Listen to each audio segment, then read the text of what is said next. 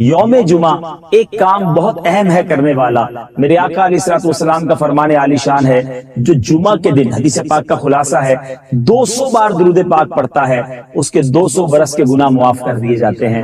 تو بالخصوص یہاں تاجپور کے اسلامی بھائی بھی اور مدنی چینل کے ناظرین بھی جمعہ کا دن جب بھی آئے کثرت کے ساتھ درود پاک پڑھنا اپنا معمول بنائیے۔ یہ بھی یاد رہے کہ جمعہ کے دن کی ایک نیکی 70 نیکیوں کے برابر ہے۔ اس دن ڈھونڈ کر نیکیاں کرنی چاہیے، زیادہ سے زیادہ نیکیاں کرنی چاہیے۔ اور یہ بھی یاد رہے چونکہ اس دن کا شرف، اس دن کی بزرگی، اس دن کا مرتبہ بھی بڑا ہے، تو جمعے کے دن کوئی ایک گناہ کرے اسے 70 گنا عذاب دیا جائے گا، یعنی 70 گنا ملٹیپلائی ہو جاتا ہے گناہ۔ تو ہمیں سوچنا چاہیے، بالخصوص ساری زندگی گناہوں سے بچنا ہے، مگر شب جمعہ اور جمعہ کا دن گناہ نہیں کرنے بلکہ خوب عبادت کرنی ہے۔ الحمدللہ شب جمعہ دعوت اسلامی نے کتنا اچھا مدنی کام میں عطا فرما دیا ہے کہ ہر شب جمعہ ساری دنیا میں دعوت اسلامی کے ہفتہ وار سنت و بڑے اجتماع ہوتے ہیں، وہاں دعائیں بھی مانگی جاتی ہیں، ذکر و اذکار بھی ہوتے ہیں۔ تو وہ رات دعوت اسلامی کے مدنی مرکز میں اپنے قریبی مدنی مرکز میں گزارنے کی نیت کر لیجئے، اور جمعے کا دن جمعہ کی نماز ادا کیجئے، خوب عبادتیں کیجئے، تلاوت قرآن کیجئے۔ اللہ تعالی ہم سب کو آج کے دن کی برکت عطا فرمائے۔ حضرت سیدنا اوس بن اوس رضی اللہ عنہ سے روایت ہے کہ میں نے نبی پاک علیہ السلام کو فرماتے ہوئے سنا، جس کسی نے جمعہ کے دن اچھی طرح غسل کیا اور صبح سویرے بیدار ہو کر مسجد کی طرف پیدل چلا، کسی سواری پر سوار نہ ہوا، امام کے قریب ہو کر بیٹھا اور اس کا جو خطبہ ہے وہ توجہ کے ساتھ سنا اور کوئی لغو بات نہ کی، اس کے ہر قدم پر چلنے پر ایک ایک سال کے روزوں اور نمازوں کا اسے ثواب ملے گا۔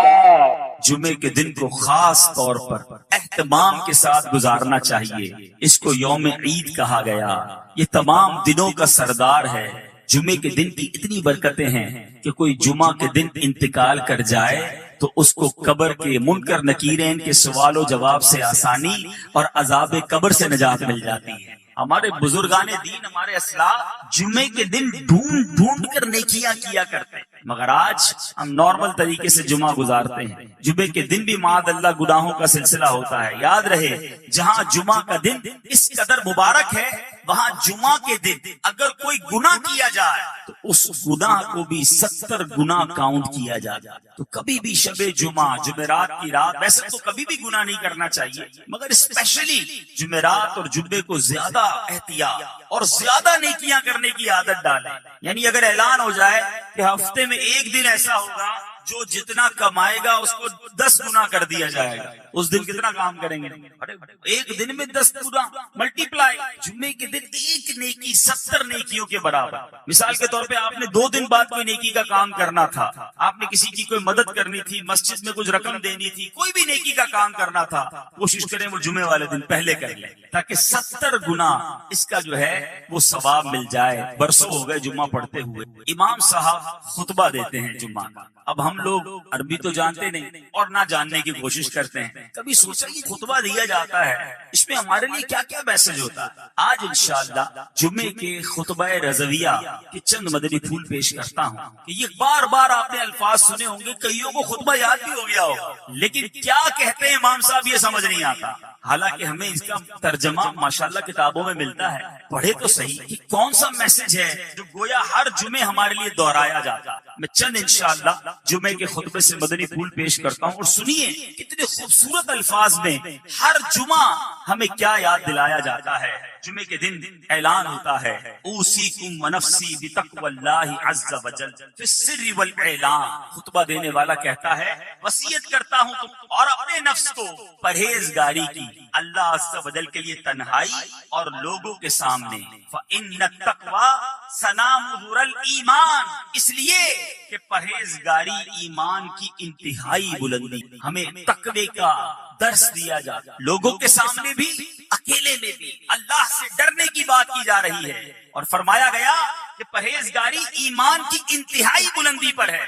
اور آج ہمارا کیا حال ہے؟ ہم نہ لوگوں کے سامنے گناہوں سے باز آتے ہیں، نہ اکیلے میں گناہوں سے باز آتے ہیں، نہ لوگوں کے سامنے اللہ سے ڈرتے ہیں، نہ اکیلے میں رب سے ڈرتے ہیں۔ ابھی جو مذہبی حلیے والے لوگ ہوتے ہیں وہ لوگوں کے سامنے تو شرم کر لیتے ہیں کہ چلو کوئی دیکھ نہ لے، کسی کو پتہ نہ چل جائے، مگر سوچئے جب اکیلے میں ہوتے ہیں، ہماری خلوتیں ہوتی ہیں، اس وقت ہمارا حال کیا ہوتا ہے۔ آج بڑا بھائی نہ دیکھ لے، میرا دوست نہ دیکھ لے، میری عزت کرنے والا نہ دیکھ لے، اس بات کا تو خیال ہے، مگر تنہائی میں جب دروازہ بند ہوتا ہے اس وقت یہ خیال کیوں نہیں آتا کہ رب دیکھ رہا ہے، اللہ دیکھ رہا ہے۔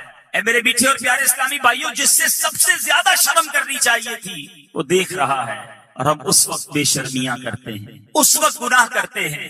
اے میرے میٹھے اور پیارے اسلامی بھائیوں، غور کیجئے، یہ کتنی بری بات ہے کہ رب دیکھ رہا ہو اور بندہ اسی کی نافرمانی کر رہا۔ امام اہل سنت مولانا شاہ امام احمد رضا خان علیہ رحمت الرحمان کیا خوب فرماتے ہیں، چھپ کے لوگوں سے کیے جس کے گناہ، یعنی جس کی نافرمانی کر رہے ہو، چھپ کے لوگوں سے کیے جس کے گناہ، وہ خبردار ہے کیا ہو، وہ تو دیکھ رہا ہے۔ اور اگر وہی ناراض ہو گیا میرے میٹھے اسلامی بھائیوں، ہمارا کیا بنے گا؟ خدارا آج مبارک دن اور مبارک مہینہ ہے، اپنے اندر یہ احساس پیدا کی کہ اللہ دیکھ رہا ہے، اور جس کا یہ احساس اجاگر ہو گیا اس کو انشاءاللہ گناہ سے بچنا بڑا آسان ہو جائے۔ ایک بار ایک شخص، کتابوں میں لکھا یہ واقعہ، اس نے ایک عورت کو گناہ کے ارادے سے پکڑا، ہاتھ میں خنجر تھا، لوگ جمع ہو گئے، لیکن وہ بدماش تھا، اس سے چھڑانے کی ہمت کسی میں نہ تھی۔ اس زمانے کے ایک بزرگ وہاں سے گزرے کہ دیکھا ایک بدماش نے ایک عورت کو پکڑا ہے، ہاتھ میں خنجر ہے، لوگ جمع ہیں، بزرگ قریب تشریف لے گئے اور اس کے کان میں کچھ فرمایا۔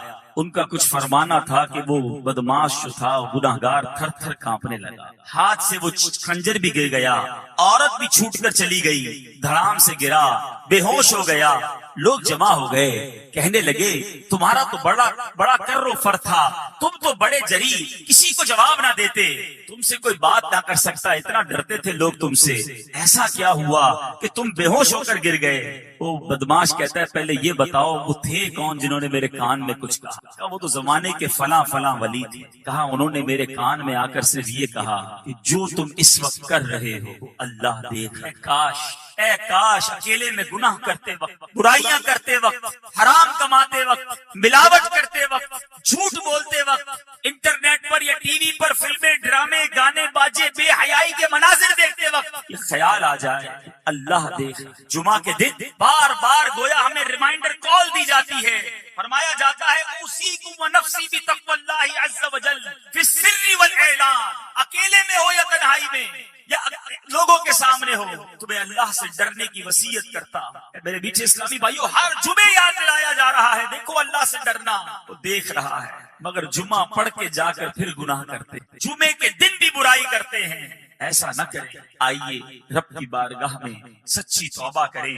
آگے ارشاد ہوتا ہے وَاذْكُرُوا اللَّهَ عِنْدَ كُلِّ شَجَرٍ وَحَجَرٍ وَاعْلَمُوا أَنَّ اللَّهَ بِمَا تَعْمَلُونَ بَصِيرٌ، اور اللہ کو یاد کرو ہر درخت اور پتھر کے نزدیک، اور جان رکھو اللہ تمہارے کام دیکھ رہا ہے۔ اللہ دیکھ رہا ہے، یہ اعلان ہوتا ہے۔ ذکر کرو رب کا، پتھر اور شجر اور حجر کے پاس، یعنی جہاں سے گزرو رب کو یاد کرو، مگر ہمارا حال یہ ہے ہم جدھر سے گزرتے ہیں وہاں رب کی نافرمانی۔ کتنے گواہ بناؤ گے؟ کون سی جگہ ہے جو ہمارے گناہ کی گواہ نہیں؟ ارے ہمارے وہ ہوتے جدھر سے گزرتے ادھر عبادت، جس جگہ سے گزرتے مسجد دیکھتے کہتے اس میں بھی 2 رکعت نفل پڑھ لوں، مسجد میں جاتے چاہتے ہر ستون پر 2 رکعت پڑھ لوں تاکہ یہ جگہ گواہ ہو جائے۔ ایک بزرگ کے بارے میں آتا ہے، ایک جگہ سے گزرے، واپس آئے، پھر گزرے، لوگوں نے کہا حضور آپ ابھی تو گزر کر گئے تھے۔ کہا میں اس سڑک سے گزر تو گیا، مگر خیال آیا اس سڑک پہ گزرتے گزرتے اللہ کا ذکر نہ کی، میں چاہتا ہوں جس راستے سے گزروں وہ راستہ میرے ذکر اللہ کا گواہ بن جائے۔ سوچو ہمارے بزرگ تو یہ چاہتے، مگر ہمارا حال ایسا ہے کہ جس راستے سے گزرتے ہیں اس راستے کو گالیوں کا گواہ بنا، اس راستوں کو معاذ اللہ گاڑی میں بھی جاتے ہیں تو میوزک چلاتے ہیں، سارا راستہ وہ گواہ ہو جائے کہ میں گناہ کرتے کرتے گزر۔ موٹر سائیکل پہ جا رہے ہیں تو کان میں ہیڈ فون لگا لگا کے میوزک سنیں گے، ایک ایک سڑک کو گناہ کا گواہ کر رہے ہو. ہونا تو یہ چاہیے کہ میرا سفر بھی جاری ہو، میرا ذکر بھی جاری، میرے زبان پر سرکار علیہ الصلوۃ والسلام پر درود بھی جاری ہو، جدھر سے گزروں وہ جگہ میرے ذکر اللہ کی گواہ بن جائے. جمعے کے خطبے میں ایک اور بات ہمیں ڈرائی جا رہی ہے، سمجھایا جاتا ہے، وَأَنَّ اللَّهَ لَيْسَ بِغَافِلٍ عَمَّا تَعْمَلُونَ، اور اللہ تعالیٰ غافل نہیں ہے اس سے جو تم عمل کرتے، وہ دیکھ رہا ہے، وہ غافل نہیں، ہم غافل ہوتے ہیں، وہ رب غافل نہیں ہے. اے میرے میٹھے اور پیارے اسلامی بھائیوں، پھر آگے جا کر ہمیں نبی پاک علیہ الصلوۃ والسلام سے محبت کا درس کس پیارے انداز میں خطیب دیا کرتے ہیں. فرمایا جاتا ہے فَإِنَّ السُّنَنَ هِيَ الْأَنْوَارُ، اس لیے کہ سنتیں یہی انوار ہیں. وَزَيِّنُوا قُلُوبَكُمْ بِحُبِّ هَذَا النَّبِيِّ الْكَرِيمِ، اور مزین کرو اپنے دلوں کو اس نبی کریم کی محبت سے. اگر دلوں کو مزین کرنا ہے، دلوں کو ڈیکوریٹ کرنا ہے، سرکار دو عالم صلی اللہ تعالی علیہ وسلم کی سنتوں سے مزین کرو. پھر فرماتے ہیں فَإِنَّ الْحُبَّ هُوَ الْإِيمَانُ كُلُّهُ، اور سے سنیں کہ محبت وہی ایمان ہے. الا لا ایمان لمن لا محبت له، الا لا ایمان لمن لا محبت له، الا لا ایمان لمن لا محبت له. ہر جمعے کو 3 بار یہ اعلان سنتے ہو، کبھی اس کا معنی سمجھنے کی کوشش کی. یہ بتایا جا رہا ہے خبردار نہیں ہے اس کے لیے ایمان جس کے دل میں نبی پاک علیہ الصلوۃ والسلام کی محبت. ارے محبت نہیں تو ایمان ہی نہیں ہے. الا لا ایمان لمن لا محبت له، آقا کی محبت یہ ایمان کی جان ہے، ایمان کی اصل ہے.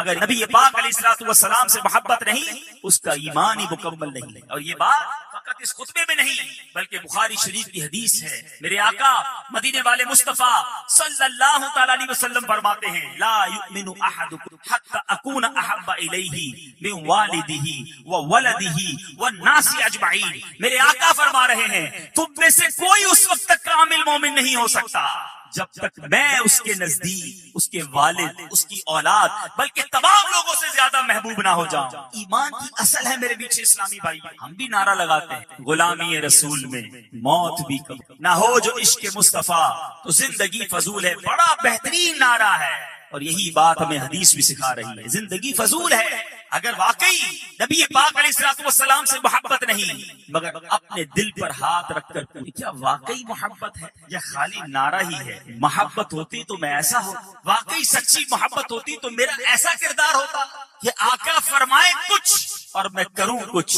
ارے جس سے محبت ہوتی ہے اس کی ہر بات سے بھی محبت ہوتی ہے، اس کی ہر ادا سے بھی محبت ہوتی ہے. دیکھو محبت کی تو صحابہ کرام نے کی، کیسی محبت کی کہ آج سنتے ہیں تو ایمان تازہ ہو جاتا ہے. قرآن مجید فرقان حمید میں ہمیں سمجھایا جا رہا ہے کہ اگر رب عز و جل کی طرف سے برکتوں کو پانا ہے، رحمتوں کو حاصل کرنا ہے، قرآن کہتا ہے قل ان کنتم تحبون اللہ فاتبعونی یحببکم اللہ ویغفر لکم ذنوبکم واللہ غفور الرحیم.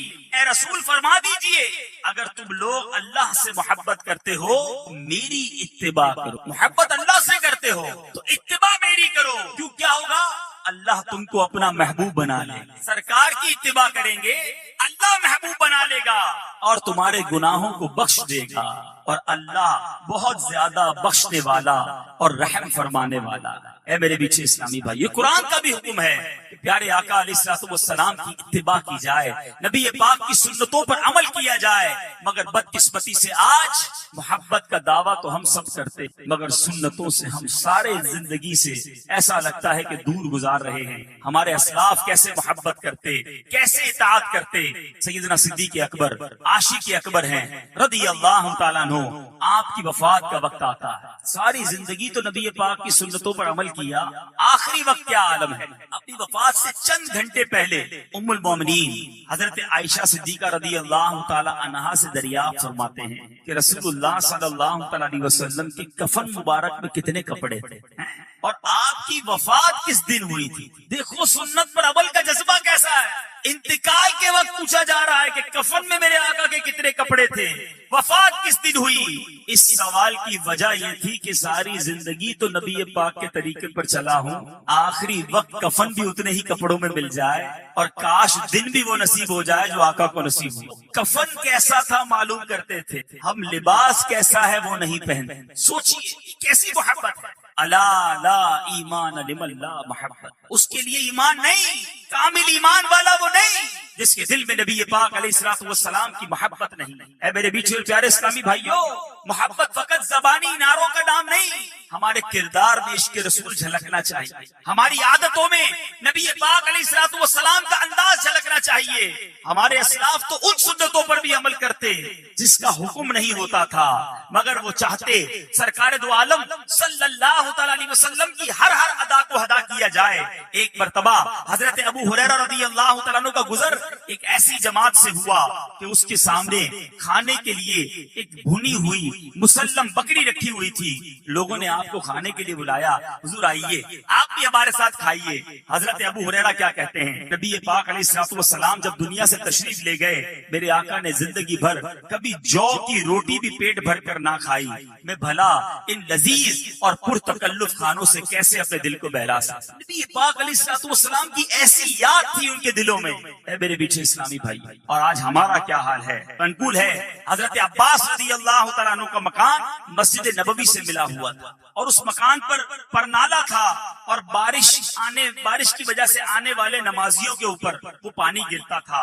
امیر المومنین حضرت عمر رضی اللہ تعالیٰ عنہ نے اس پرنالے کو اکھاڑ دیا تاکہ نمازیوں کو تکلیف نہ ہو۔ انہوں نے اپنے طور پہ یہ کام کیا۔ حضرت عباس آئے، آ کر عرض کرتے ہیں، خدا کی قسم اس پرنالے کو رسول پاک صلی اللہ تعالی علیہ وسلم نے میری گردن پر سوار ہو کر لگایا تھا، آقا نے اپنے ہاتھوں سے لگایا تھا، حالانکہ امیر المومنین ہیں۔ امیر المومنین حضرت عمر فاروق رضی اللہ تعالیٰ عنہ، جب پتہ چلا کہ یہ پرنالہ آقا نے لگایا تھا، حضرت امیر المومنین رضی اللہ تعالیٰ کہتے ہیں، اے عباس مجھے معلوم نہ، اب میں آپ کو حکم دیتا ہوں، آپ میری گردن پر سوار ہو کر اس پرنالے کو واپس لگا دیجیے۔ جو چیز آقا نے کی میں کیسے اس کو ختم کر دوں؟ اس قدر محبت۔ مگر آج جو کام نبی پاک علیہ الصلوۃ والسلام نے ہمیں بتائے، ہم نے وہ ختم کرنا شروع کیا۔ سرکار دو عالم صلی اللہ تعالی علیہ وسلم فرمائے، نماز پڑھو میری آنکھوں کی ٹھنڈک ہے۔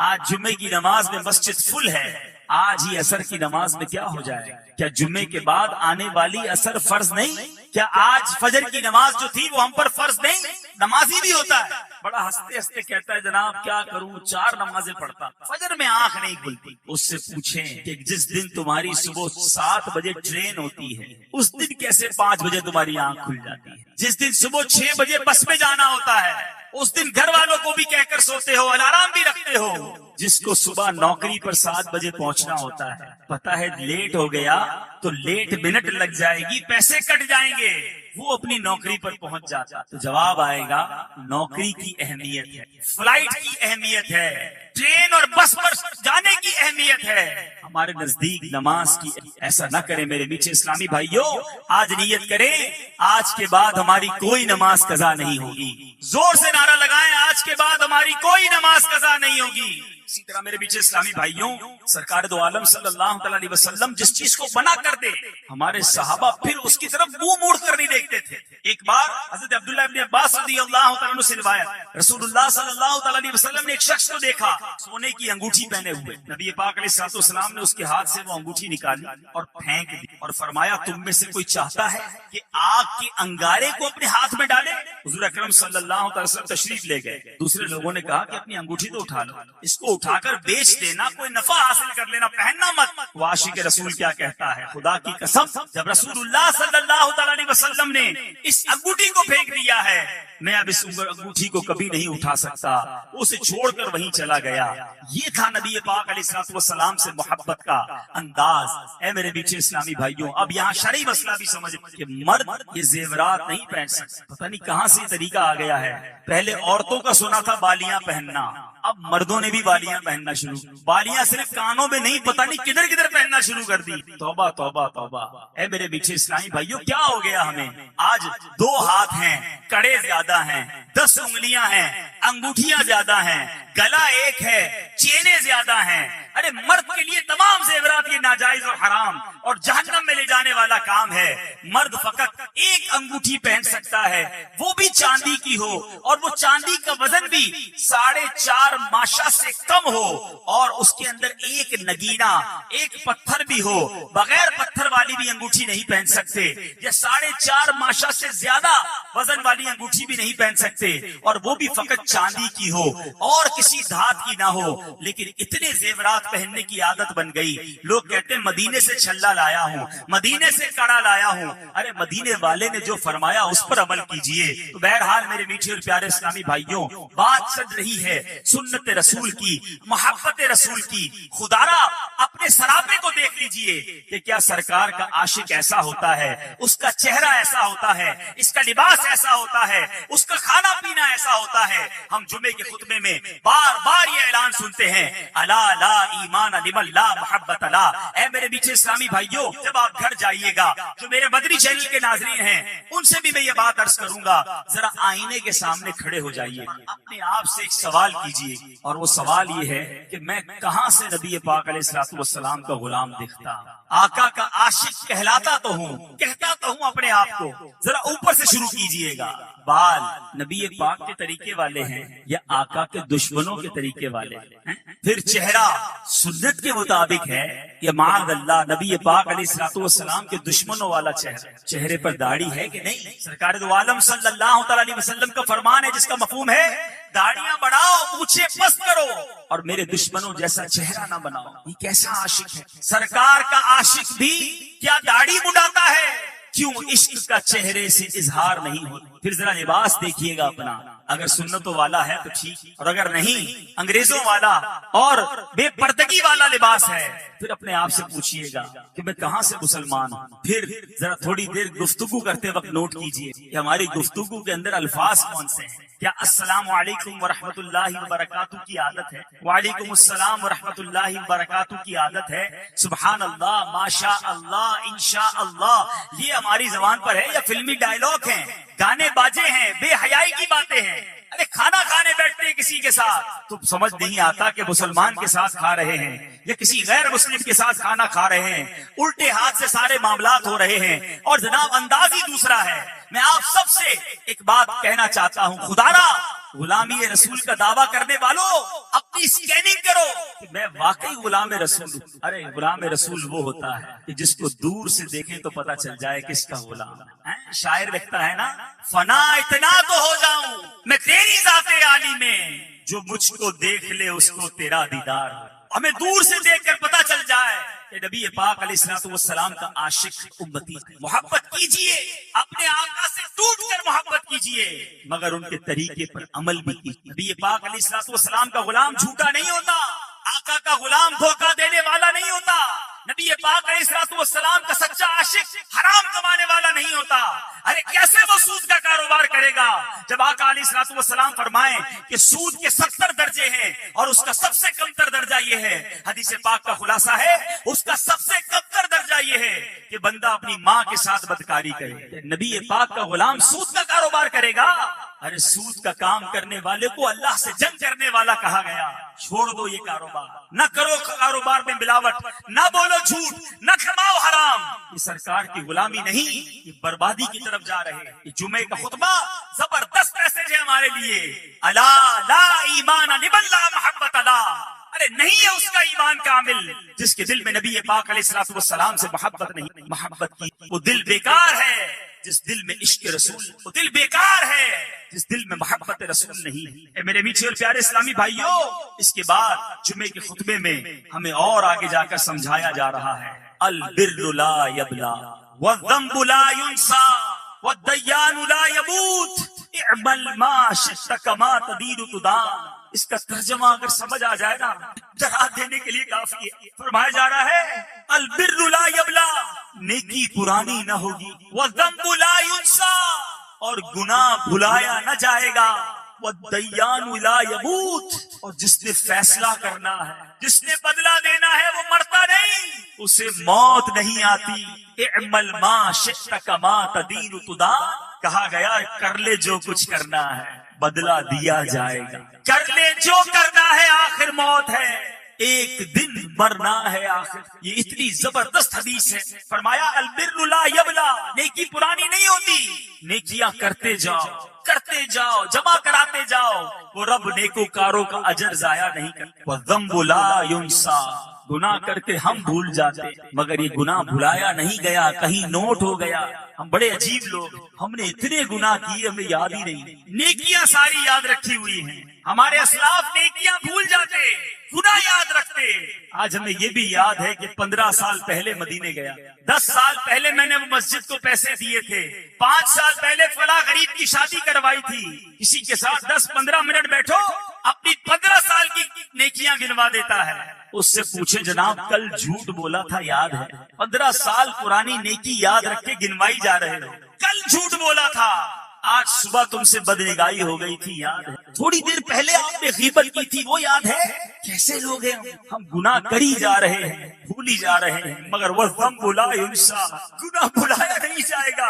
والدیان لا یموت، میں مر جاؤں گا، مگر جس نے فیصلہ کرنا ہے، جس نے حکم سنانا ہے، اسے موت نہیں آنی. اگر گناہوں پر پکڑ ہوئی کہاں جائیں گے؟ اسی جمعے کے خطبے میں قرآن پاک کی ایک آیت ہر جمعے کو یاد دلائی جاتی ہے. فرمایا گیا فَمَن يَعْمَلْ مِثْقَالَ ذَرَّةٍ خَيْرًا يَرَهُ وَمَن يَعْمَلْ مِثْقَالَ ذَرَّةٍ شَرًّا يَرَهُ. ترجمہ کنز الایمان، تو جو ایک ذرہ بھر بلائی کرے اسے دیکھے گا، اور جو ایک ذرہ بھر برائی کرے اسے دیکھے گا. اے نیکیاں کرنے والوں تمہیں مبارک ہو، اے نمازیں پڑھنے والوں تمہیں مبارک ہو، اے روزے رکھنے والوں، اے ذکر کرنے والوں، اے حلال کمانے والوں، اے نیکی کی دعوت دینے والوں، اے اللہ کی رضا کے کام کرنے والوں تمہیں مبارک ہو. قرآن اعلان کر رہا ہے جو ذرہ بھر بھلائی کرے گا اسے دیکھے گا. اور اے نمازیں قضا کرنے والوں، اے حرام بولنے والوں، اے حرام دیکھنے والوں، اے چھپ چھپ کر گناہ کرنے والوں، اے مسلمانوں کے مال دبانے والوں، اے اپنے ماں باپ کو ستانے والوں، اے حرام روزی کمانے والوں، اے جھوٹ بولنے والوں، غیبت کرنے والوں، بے حیا عورتوں سے دوستیاں کرنے والوں، سنو قرآن کہتا ہے تو ذرہ بھر برائی کرے گا وہ دیکھے گا. قیامت کے دن اگر ہماری برائیاں ہمارے سامنے کر دی گئی اور کہا گیا پڑھو، کہاں جائیں گے؟ اے میرے میٹھے اسلامی بھائیوں، قرآن میں جا بجا یہ حکم موجود ہے کہ قیامت کے دن نامہ اعمال ہاتھ میں دیا جائے گا. خوشخبری ہے ان کے لیے کہ جن کے سیدھے ہاتھوں میں نامہ اعمال دیا جائے گا. مگر قرآن ہی کہتا ہے کہ بد نصیب ہوں گے چند لوگ جن کی پیٹھ توڑ کر ان کے بائیں ہاتھ میں ان کا نامہ اعمال دے دیا جائے گا. کہا جائے گا اپنا اعمال نامہ پڑھ کر سناؤ. ذرا سوچو تو صحیح ہمارے اعمال نامے میں کیا کیا ہے. ارے چھپ چھپ کر گناہ کیے ہیں، رات کے اندھیرے میں دروازہ بند کر کر کے گناہ کیے ہیں. اگر وہ پڑھنے پڑ گئے تو کہاں جائیں گے؟ اس میدان محشر میں ہمارے آقا بھی ہوں گے، تمام انبیاء کرام بھی ہوں گے، صحابہ کرام بھی ہوں گے، ہمارے غوث اعظم بھی ہوں گے، ہمارے پیر و مرشد بھی ہوں گے، ہاں ہمارے والدین ہوں گے، ہم سے محبت کرنے والے دوست بھی ہوں گے. ہم کیسے اپنی گندی باتیں پڑھ کر سنائیں گے؟ نہ کرو ایسے کام جس کے لیے قیامت کے دن شرمندہ ہونا پڑے، نہ کرو ایسے اعمال کے قیامت کے دن جواب نہ بن پڑے. نیکیاں جمع کر لو، ہم سب نے دنیا سے جانا ہے. اے میرے میٹھے اسلامی بھائیوں، فقط دنیا کے لیے نہ جیو. قبر میں تجوری نہیں، کفن میں جیب نہیں، فقط مال جمع کرنے کے لیے نہ جیے. قبر میں ہمارے اعمال ہمارے ساتھ جائیں گے. اے میرے میٹھے اور پیارے اسلامی بھائیوں، آؤ، وہ رب بڑا کریم ہے، آؤ اس سے معافی مانگ لو، آؤ توبہ کر لو، آج رب کی بارگاہ میں سر کو جھکا لو. میرا رب اتنا کریم ہے، بندہ ساری زندگی گناہ کرے، ایک بار سچی توبہ کر لے. حدیث پاک میں آتا ہے التائب من الذنب کمن لا ذنب له، گناہوں سے توبہ کرنے والا ایسا ہے اس نے گناہ کیا ہی نہیں. آؤ آج توبہ کر لو. نامہ اعمال گناہوں سے بھرا ہوا ہے، میں بھی جانتا ہوں، آپ بھی جانتے ہیں، مگر میرا رب اتنا قریب ہے کہ ایک بار سچی توبہ بندہ کر لے، وہ نامہ اعمال کے گناہوں کو معاف کر دیتا ہے. اس کے نامہ اعمال سے وہ گناہ مٹا دیے جاتے ہیں. دنیا میں ہم جرم کریں، ہمارا ریکارڈ لکھ لیا جاتا ہے. میرے رب کی شان دیکھو، بندہ توبہ کرے، رب نامہ اعمال سے سارے گناہ ہی مٹا دے، بلکہ جس پر کرم نواز ہو جائے اس کے گناہ نیکیوں سے بدل دیتا ہے. بس توبہ کرنے کی دیر ہے، سر جھکانے کی دیر ہے، پکا ارادہ کرنے کی دیر ہے. سوچو کب تک آنسو سے لو سچی توبہ. اللہ تعالیٰ کی بارگاہ میں دعا ہے کہ میرے مولا گھر پہ بیٹھے مالک ہم خطا کاروں کو معاف کر. درود پاک پڑھنے کے بے شمار فضائل و برکات ہیں. مسلمانوں کی پیاری امی جان حضرت عائشہ صدیقہ طیبہ طاہرہ رضی اللہ تعالی عنہا سے روایت ہے، رسول رحمت شفیع امت صلی اللہ تعالی علیہ وآلہ وسلم نے فرمایا، جب بندہ مجھ پر درود پاک پڑھتا ہے تو برکت سے ایک فرشتہ اللہ پاک کی بارگاہ میں حاضر، اس فرشتے کے لیے حکم ہوتا ہے کہ اسے میرے بندے کی قبر کے پاس لے جاؤ تاکہ یہ میرے بندے کے لیے مغفرت کی دعا کرتا رہے اور میرے بندے کی آنکھیں ٹھنڈی ہوتی رہے. ذات والا پہ بار بار درود، بار بار اور بے شمار درود. قبر میں خوب کام آتی ہے، بے قصوں کی ہے یار غار. صلو علی الحبیب صلی اللہ تعالی علی محمد صلی اللہ علیہ وسلم. اللہ والے زخمی حالت میں نماز پڑھے. آج سر میں درد ہو تو بندہ کہتا ہے یار اب کل سے نماز پڑھوں گا. آج تھوڑی طبیعت ٹھیک نہیں ہے اس لیے مسجد میں نہیں گیا. نماز کو اتنا ہلکا جانتے ہو کہ تمہاری سر میں درد ہو تو نماز چلی جائے ہے. سر میں درد ہوا تو کوئی دوپہر کا کھانا چھوڑا ہے. بخار بھی ہوتا ہے تو بندہ اپنی دکان ہو تو کھولنے جاتا ہے. ہاں نوکری والے تو بہانہ ڈھونڈتے ہیں، البتہ اپنی دکان ہو تو وہ بخار میں بھی جاتا ہے. کیوں؟ یار کاروبار ہے، میرا اپنا کاروبار ہے. تمہیں اپنے کاروبار کی فکر ہے، تمہیں نماز کی فکر نہیں. حالانکہ نماز وہ برکت والا کام ہے. نماز پڑھو اللہ صحت عطا فرمائے گا. نماز پڑھو روزی میں برکت ہوگی. نماز پڑھو چہرے کا نور ملے گا. نماز تو پریشانیاں دور کرتی ہے، مگر لوگ چھوٹی چھوٹی بات پر نماز چھوڑ دیتے ہیں. مگر آج ہم نیکیوں سے دور بھاگتے ہیں اور گناہوں کی طرف دوڑے چلے جا رہے ہیں. حدیث پاک میں آتا ہے التائب من الذنب کمن لا ذنب لا. گناہوں سے توبہ کرنے والا ایسا ہے جیسا اس نے گناہ کیا ہی نہیں ہے. اچھا اب ایک اور بہت پیارا عمل جس کو دیکھ کر اللہ مسکراتا ہے، وہی میں نے تفصیل بتائی کہ اللہ کی رحمت راضی ہو جاتی ہے اور اللہ کی رحمت برستی ہے، رب راضی ہو جاتا ہے. نبی پاک علیہ السلام نے فرمایا 3 بندے ہیں اللہ پاک انہیں دیکھ کر مسکراتا اور کیا ہوتا ہے فرمایا اور بہت خوش ہوتا ہے.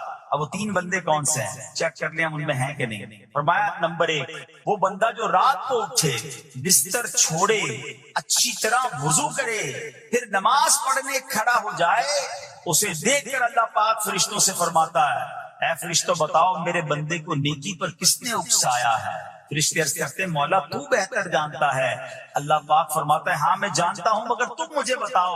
فرشتے عرض کرتے ہیں اے مالک کریم تو نے اسے ایک چیز یعنی جہنم کا خوف دیا ہے، یہ اس سے ڈرتا ہے. اے اللہ تو نے ان کو ایک چیز جنت کی امید دلائی ہے، یہ اس کی امید رکھتا ہے. اے اللہ یہی خوف اور امید ہے جس نے اسے رات کی نیند قربان کر کے تیرے حضور کھڑے ہونے پر ابھارا ہے. اب اللہ پاک فرماتا ہے اے فرشتوں گواہ ہو جاؤ یہ جس چیز سے ڈرتا ہے یعنی جہنم سے ڈرتا ہے، میں نے اپنے اس بندے کو اس سے امن بخشا اور جس کی امید رکھتا ہے یعنی جنت کی میں نے جنت اس پر واجب کر دی. رات اٹھ کر جب دنیا سوئی ہو بندہ اٹھ کر تہجد کی نماز ادا کرے، اللہ کی بارگاہ میں آنسو بہائے، اللہ فرشتوں کے سامنے گویا فخر فرماتا. دوسرے نمبر پر سنو فرمایا دوسرا وہ شخص جو حق و باطل کی لڑائی میں شریک ہوا، ثابت قدم رہا یہاں تک کہ شہید ہو گیا، یا اللہ پاک نے اسے فتح عطا فرمائی. اللہ اس بندے کو دیکھ کر بھی مسکراتا ہے. جہاد کرنے والے مجاہدین یا تو شہید ہو جائیں یا غازی ہو کر لوٹے اللہ کی رضا کے لیے، اللہ کی رحمت ان پر بھی چھما چھم برستی ہے. اور تیسرے نمبر پر فرمایا تیسرا وہ بندہ جو رات کو سفر کرتا ہے، یہاں تک کہ رات کے آخری حصے میں جب کہیں ٹھہرتا ہے تو اس کے ساتھ والے سو جاتے ہیں مگر وہ کھڑا ہو کر نماز پڑھنے لگتا ہے. اس بندے کو دیکھ کر بھی اللہ پاک مسکراتا ہے. اجتماعی عبادت کے بڑے فائدے ہیں. اجتماع میں آنا، محفل میں آنا، دعا میں شرکت کرنا بہت اچھی بات، مگر اپنی عادت ایسے بھی بنائیں کہ کچھ عبادتیں ایسی کریں کہ میں جانوں اور رب جانوں. یہ جو رات اٹھ کر دعا کا لطف ہے، رات اٹھ کر جو نماز پڑھنے کا لطف ہے نا، جب ساری دنیا سو رہی ہے اور بندہ اپنے رب کی بارگاہ میں حاضر ہے. علماء کہتے ہیں دن کے نوافل کے مقابلے میں رات کے نوافل افضل ہیں، کیونکہ رات سکون ہوتا ہے، رات رکعت قلبی ملتی ہے، سبحان اللہ، رحمت الہی چھماچم برستی ہے.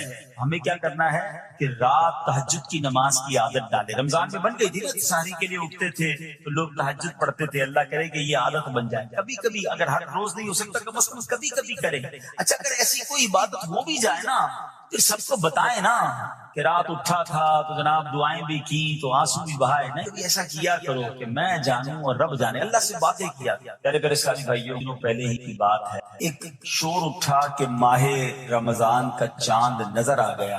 اور جیسے ہی رمضان آیا، مسجدوں کی رونقیں بڑھ گئیں، نمازیوں کی تعداد بڑھ گئی. ایک عجب سما تھا سحری کا، ایک روحانی منظر تھا افطار کا.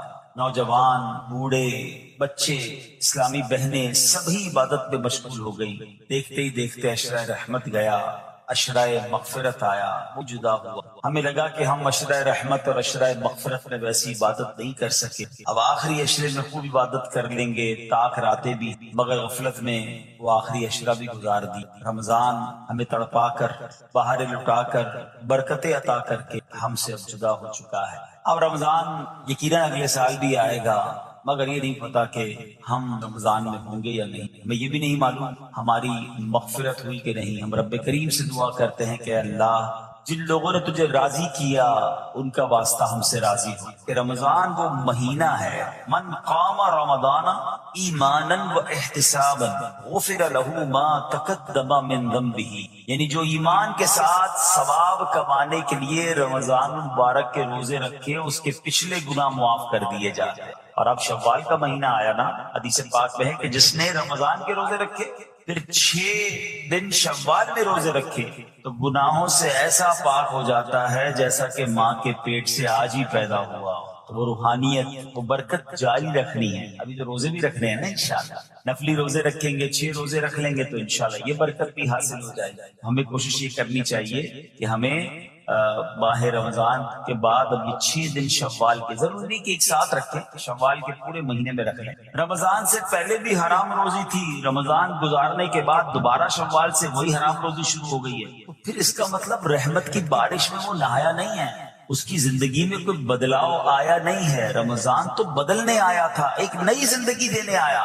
لیکن دیکھنا یہ ہے کہ کیا ہمیں وہ نئی زندگی ملی یا ہم پھر اسی پرانی روٹین پر، وہی گناہوں بری عادتیں، وہی بری عادتیں، وہی نگاہوں کے گناہ، وہی زبان کے گناہ، وہی کانوں کے گناہ. یہ غور کرنا ہے. اتنا بڑا انعام ملنے کے بعد بندے کو بدلنا چاہیے. مہینہ بندہ کہتے نا کسی بیماری سے نکل کر آتا ہے تو بندہ کہتا نہیں یار اب یہ کام نہیں کرنے. بیماری کے بعد مجھے پتا چلا کہ کتنا مشکل ہے، میں نے یہ والے کھانے نہیں کھانے، میں نے یہ والے. کسی بھی جگہ ایک مہینہ کوئی گزار لے، چاہے وہ ہاسپٹل میں گزار لے، چاہے کسی اچھی صحبت میں گزار لے، چاہے کہیں اچھے کہتے نا انسٹیٹیوٹ میں گزار لے، تو اس کی زندگی میں خوب بڑا امپیکٹ آ جاتا ہے، زندگی بدل جاتی ہے. ہمیں تو پورا مہینہ رحمت کے سمندر میں رکھا گیا تھا، رحمت کی بارش میں رکھا گیا تھا. صبح بھی رحمت، شام بھی رحمت، افطار بھی رحمت، سحری بھی رحمت. دعائیں قبول ہو رہی تھی، راتوں کو ایک عجب رونق تھی. ماشاءاللہ ہزاروں لاکھوں عاشقان رسول نے، بلکہ آل اوور دا ورلڈ دیکھے تو شاید کروڑوں لوگوں نے اعتکاف کیا. اب اعتکاف کرنے کے بعد بھی نہ بدلا، مسجد میں آنے جانے کے بعد بھی نہ بدلا میں، اور پھر ویسے ہی ہو گیا. پھر قصور کس کا ہے؟ قصور صرف میرا ہوا نا. یاد رکھیے قصور بارش کا نہیں ہوتا، زمین کا ہوتا ہے. رحمت کی بارش تو برسی، جو زمین نرم تھی اس نے پھول اگا دیے، جو زمین زرخیز تھی اس نے کھیت اگا دیے. اور جب پہلے ہی گندگی تھی تو بارش کی وجہ سے وہاں کیچڑ ہو جاتا. اس کی نمازیں، اس کے روزے، اس کی آنسو، اس کی دعائیں، اس کے سجدے، اس کے صدقے، اس کی خیرات، اس کے چہرے پر جو داڑھی سج گئی، سر پر جو امامے آ گئے، بہنوں نے جو پردے کی نیت کر لی، وہ آیا ہے بستی اجاڑنے، وہ آیا ہے ہم سے سب کچھ چھین. اب عقل مند وہ ہے جو شیطان کی باتوں میں نہ آئے، رحمان عز و جل کے رحمت کے سائے میں چھپ جائے، مسجدوں میں آتا رہے، نمازوں کی پابندی کرتا رہے، سنتوں پر عمل کرتا رہے. جی اگر چاہے بھی برائی کی طرف، ان بری محفلوں کی طرف نہ جائے. آج میں آپ کو ایک بڑی خوبصورت یوں سمجھے حدیثیں سنانے آیا ہوں. جب میں اس بیان کو تیار کر رہا تھا تو کہتے نا کہ بیان تیار کرتے کرتے چہرے پہ مسکراہٹ آ رہی تھی. آج وہ حدیثیں ہیں کہ جب بندہ یہ عمل کرتا ہے، کچھ اعمال بتاؤں گا، کچھ حدیثوں میں ایسے اعمال بتائے گئے کہ بندہ جب یہ عمل کرتا ہے تو رب مسکراتا ہے. عمل تو بعد میں سنیں گے، یہ فضیلت سن کے کیسی مزہ آ رہا ہے. اللہ مسکراتا ہے اپنے اس بندے کو دیکھ کر جو یہ عمل کرتا ہے. ہاں ایک وضاحت کر دوں کہ یقیناً اس کا مسکرانا ایسا نہیں ہے جیسا ہمارا مسکرانا ہے. اللہ پاک جسم اور جسم کے لوازمات سے پاک ہے, اس کی شان بہت اونچی ہے, مگر ہر احادیث میں جب جہاں جائے لفظ آیا نا کہ رب مسکراتا ہے تو اس کا مطلب یہ کہ اللہ بندے کے اس کام سے بہت راضی ہو جاتا ہے, اس پر رحمتیں نازل. سبحان اللہ. میں سوچ رہا تھا یہاں تک بتانے کے بعد آپ کو یہ کہہ دوں نا جو بھی کام بتانا ہے وہ کرنا شروع کر دیں گے انشاءاللہ. بغیر بتائے بتا دوں کہ بھائی اب یہ کام میں رب راضی ہو جائے گا. رب کا مسکرانا لفظ کیسا ہے یار, جس کو کہہ رہے دل کی کلیاں کھل اٹھے. زندگی میں میں کوئی کام ایسا کر لوں, کوئی ایک کام ایسا کر لوں کہ اللہ میری طرف دیکھ کر مسکرا دے, یعنی اس کی رحمت مسکرائے اور اس کی طرف سے رحمتیں نازل ہو جائیں, وہ مجھ سے راضی ہو جائے, تو یہی زندگی کا حاصل ہے نا.